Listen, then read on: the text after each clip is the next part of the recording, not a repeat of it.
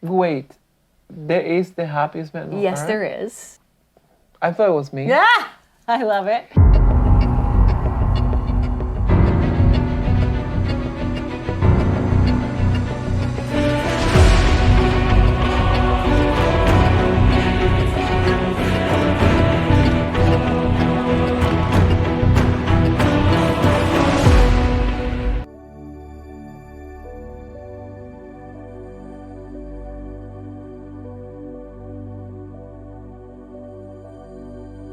Hi everyone, and here we are with my great friend Suzanne Jewell.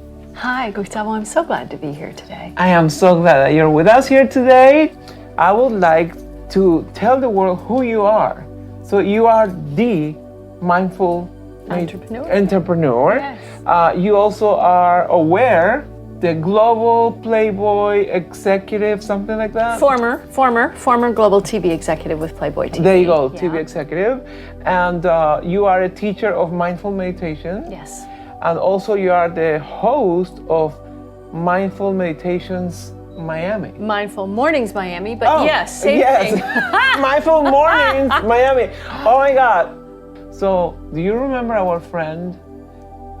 What was her name? Dorothy Curtis. Dorothy Curtis. Yes. We would love to dedicate this show to you, Dorothy, wherever you are, with all the respect. And we love you so much because we both got into meditation because of you. And I know that, like us, there's so many other human beings that they have been touched by your kindness and by your sweetness. So thank you very much for being who you were when you were around us.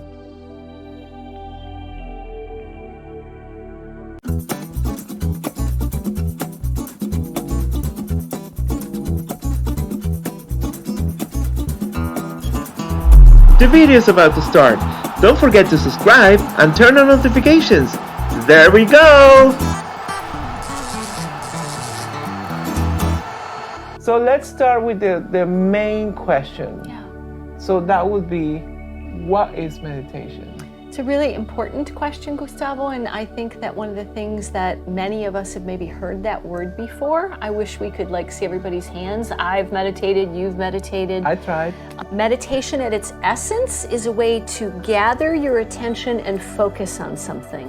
Whether you're focusing on taking some sort of a spiritual celestial trip, whether you're focusing on your breath as an anchor in the body, whether you're focusing on literally figuring out what might be occurring in your body. Those are all different types of ways to learn how to meditate. It's how you train your attention. Okay, so, and then what kind of meditations are out there?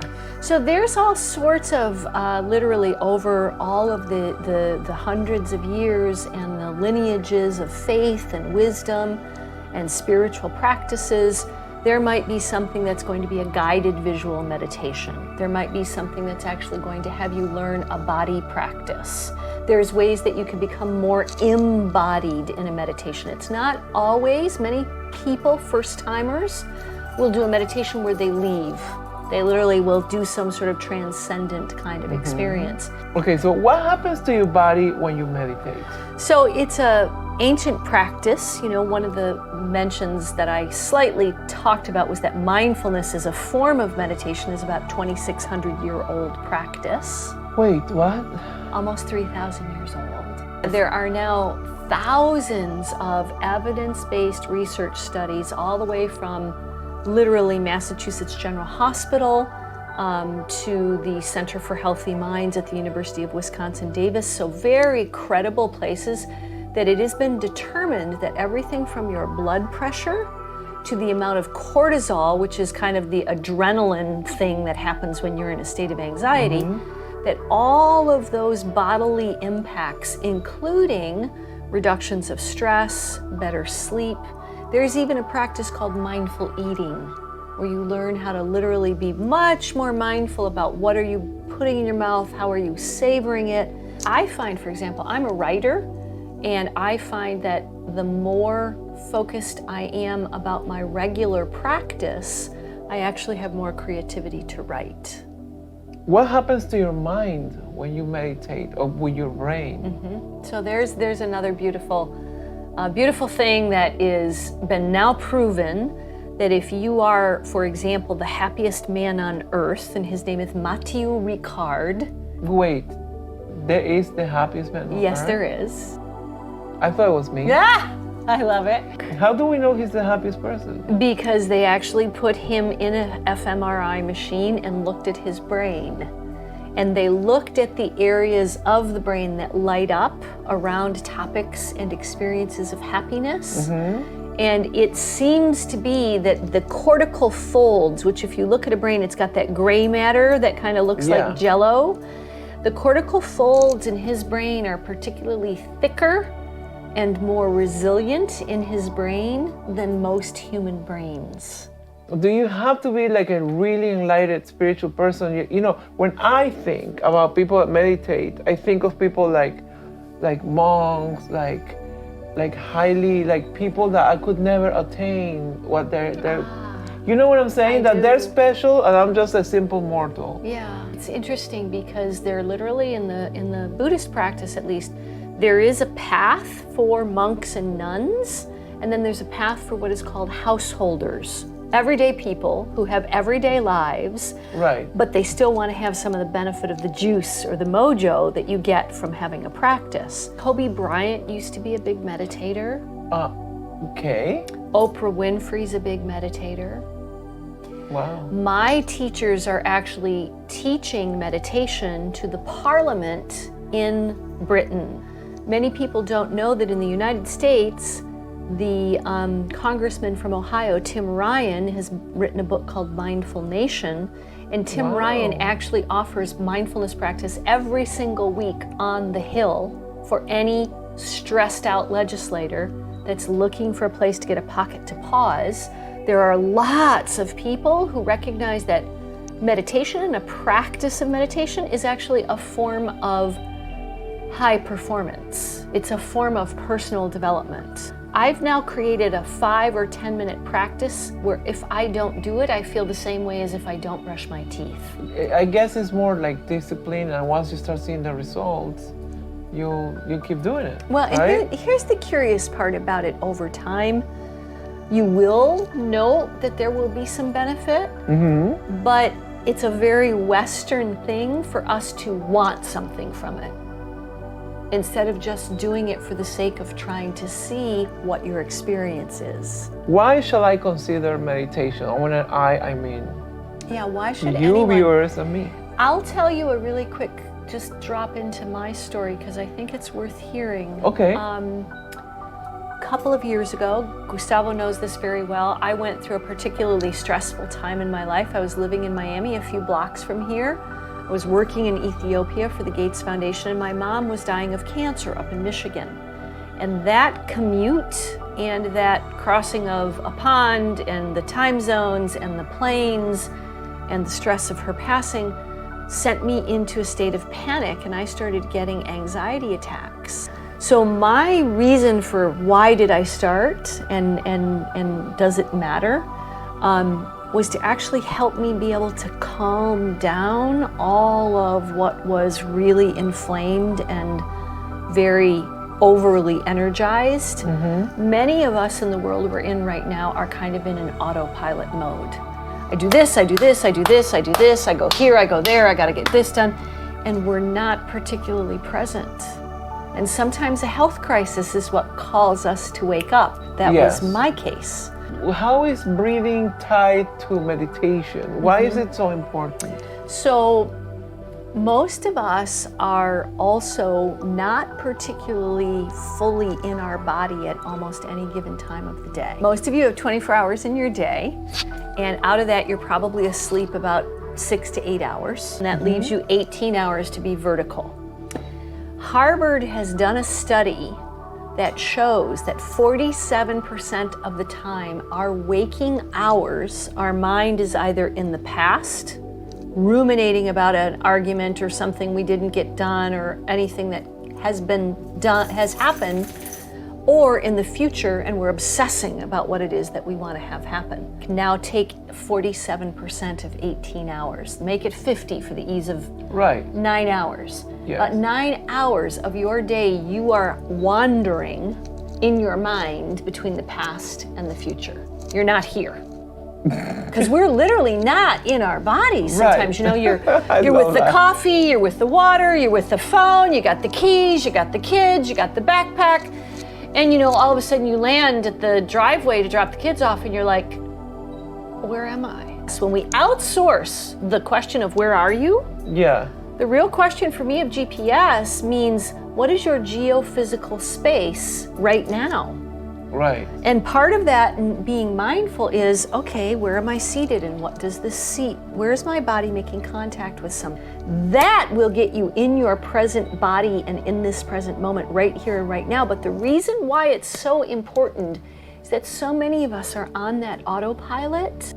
A wandering mind is an unhappy mind. Now compare that to when you're working on a project or you're crafting someone's hair and you're just in one of those modes, like the scissors are going and the color's working and you're fluffing and you're looking at it and like you're not talking and whatever, or it's just when you're in flow, that is a state of great focus and happiness because your mind is focused.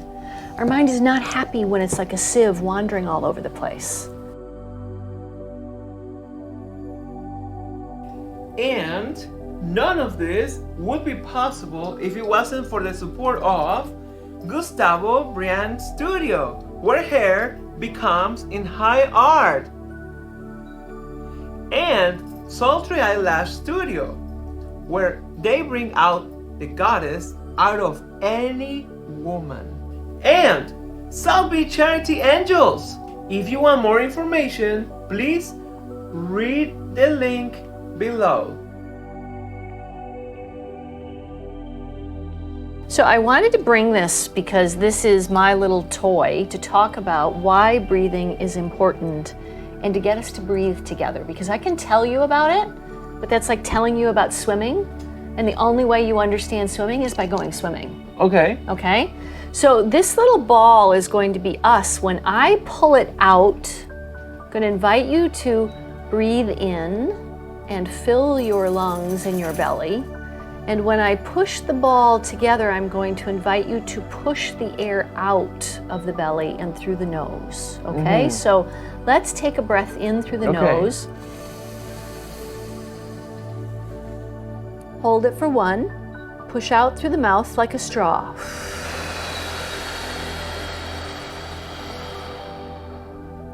Sit for 1. Breathe in through the nose. Sit for 1, push out like a straw through the lips.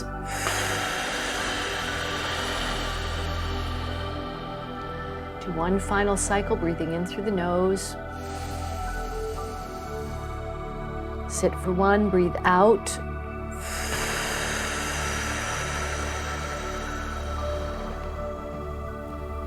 Now just become aware for a moment of any sensations of aliveness in your body. Do you feel alert? Do you feel a bit of clarity kind of around the front of the face or the forehead? A little more here? Yes. That was 3 breaths.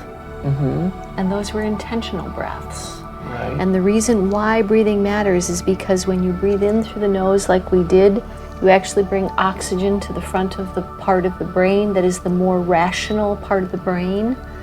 When we're in autopilot or even anxiety, we actually cut off our regular breath practice or our breathing patterns. And what do we do? We actually are at that point signaling from the back part of the brain where we're scared, and literally our chests constrict, our throats get tight. Note next time you're in a bad moment of Miami traffic, how tight you get. When you practice what we just did, which was that was literally a breathe in for a count of 6, hold for 1, push out for a count of 8, that's called the anti-anxiety breath practice. Even though I know the benefits, and even though I have tried this breathing and this meditation, I just get lazy to do it sometimes. And it does require discipline. And there is actually a practice in learning mindfulness that is called lazy mind. And it is a state of our mind. The most important part about mindfulness is that you are actually turning toward the nature of what our mind is. We have about 70,000 thoughts a day. What? 70,000 thoughts a day. And then here's the real kicker. 80 to 90% of what you think every day is repetitive, and about 80 to 90% of it is negative. So why mindfully meditate? To actually learn to find the spaces where you can shift the nature of how you relate. In Chinese, the word mindfulness means present heart. I was very lucky to work with a Zulu shaman some years ago, and he said to me, Suzanne, the most difficult part that Westerners have to live is to learn about these 3 words that I believe is the Western curse. And I said, what is that? Too much mind.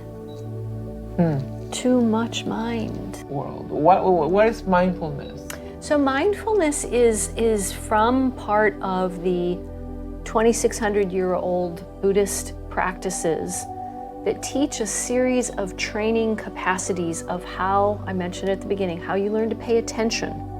So you collect and gather your attention almost like you would gather a flashlight. Oh, let me focus it right now on my breath. You create an anchor. Let my breath be my anchor. I listen to the sounds that are in my environment, and sounds will help me anchor, like, oh, I can hear the sound of the little alarm. I can hear the sound of a frog outdoors. You pay attention, you do it on purpose, you do it in the moment, and a big aspect of mindfulness is to receive things non-judgmentally. Oh, that's what's here, and to be curious. Oh, I can feel my tummy, it's hungry. Well, it should be, it's late. When we regard ourselves and what arises within us with more curiosity, we're not as triggered by the judgment or triggered to react. We also waste less energy even. It takes a lot of energy to judge all the time. Right, and just let it go. Let it go. What is the difference between meditation, hypnosis, lucid dreaming, and astral traveling? Mindfulness meditation particularly is what's called somatic. There is a root of the word soma, which means in the body. And when you learn in the particular practice of the training that I'm doing, mindfulness meditation, the body is what keeps the score. Your issues are in your tissues. So rather than trying to depart, which is what happens with astral traveling, rather than trying to shift your experience, which is quite often what happens with hypnosis, not always, but hypnosis often is an encouragement to overcome or override a traumatic or a triggered response. I have done lucid dreaming. Yes. I have very vivid lucid dreams. But I do find that also to be more of a departing experience than a staying in the body experience. Why do you start meditating daily? I technically had what probably would have been diagnosed as burnout, which can kind of be a jam up of too much overdoing, too much traveling, too much not taking care of myself. Too muchness would be probably the way I would describe it. And I found that putting my tush on a cush, which is my butt on a meditation cushion, slowed my roll, and I got to the point, which is now where I live, besides studying it and teaching it also, it slowed my roll enough that I was able to find a benefit in just 5 to 10 minute practices. I didn't always sit down for 20 or 30 or 40 minutes. You know, you may think about what years ago doctors would have said if you would have heard someone in the 50s say, jog every day. And now you've got medical proof that jogging is good for you. Right. And I do project that that is part of what's going to occur for us as humans, that anyone interested in personal enhancement, professional development, and inner mastery is going to get to the point where that's just going to be a part of what you do every day.